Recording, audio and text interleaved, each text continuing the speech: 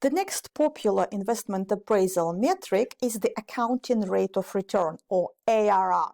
This is a financial ratio which reflects the percentage rate of return expected on an investment compared to the initial investment's cost.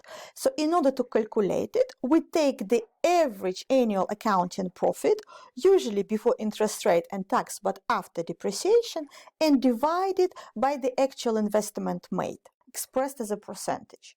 Please pay attention. Different definitions or different versions of this formula can use average, initial, or final investment. This is the only investment appraisal method which uses profit rather than cash flow.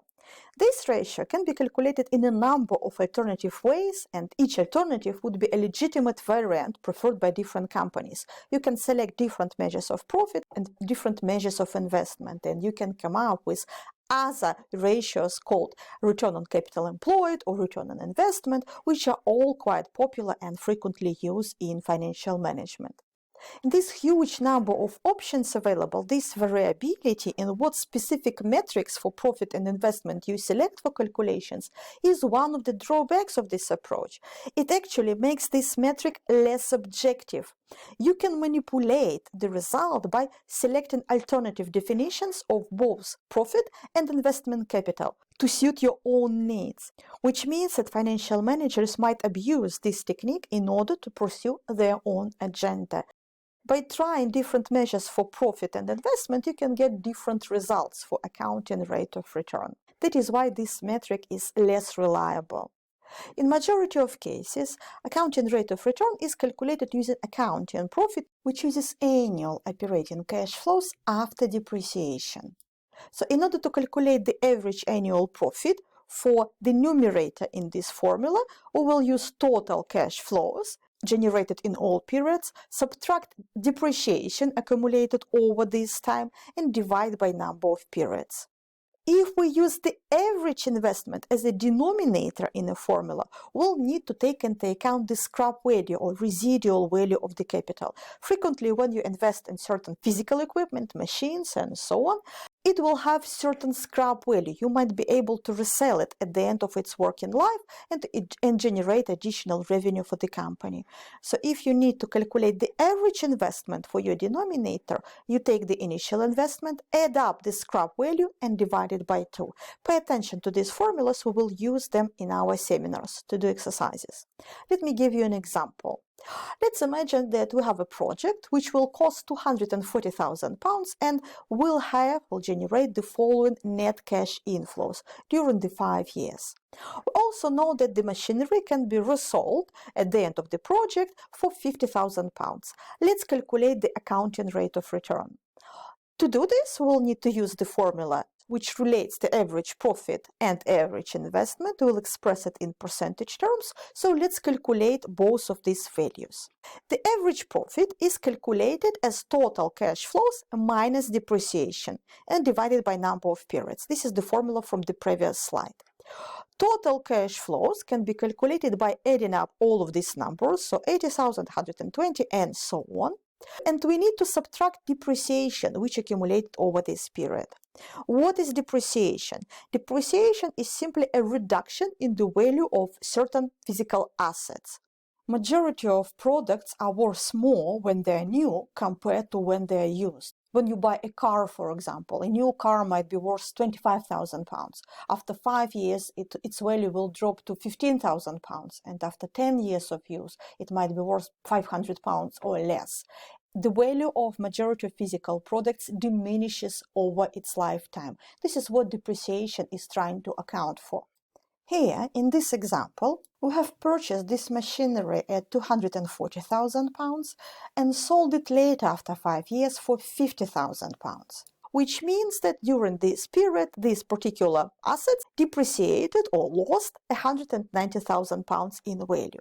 So this is our depreciation. This is how we've calculated it. We took the initial value and subtracted the final resale value or scrap value of these particular assets. So total cash flows, sum of all cash flows generated minus depreciation. We need to divide this by number of periods, which is 5 in our case, and if we make these calculations, we will have a number of 28,000. This is the average profit which this particular project will generate over this period. Now we'll need to calculate the average investment, our denominator in this formula. To do this, again, we use the formula from the previous slide. We need to add up the initial investment, 240,000, add up the scrap value, 50,000, and divide by 2. This value happens to be 145,000. And finally, we'll need to relate the average profit, 28,000, divided by the average investment. If we calculate this in percentage terms, we will get a number equal to 19.3%. This is the accounting rate of return, the rate of profit to average investment. You will need to work through more exercises, more examples like this in your seminars. What are the decision-making rules if you use this metric? Generally, you accept an investment project if its accounting rate of return is greater than certain predetermined target rate or hurdle rate for the company. If the company wants to invest in projects which generate at least 10%, this will be your cutoff point. So all projects with return above this number will be acceptable. And the other way around. If a certain investment project does not generate your normal standard hurdle rate, you will reject it. With this particular metric, the higher the better. If projects are mutually exclusive, if you can only invest in one particular project, you would select a project with the highest possible accounting rate of return.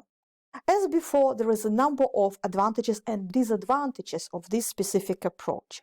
First of all, it's widely used and accepted by numerous businesses. It's very easy to understand. It's a familiar concept of return on investment.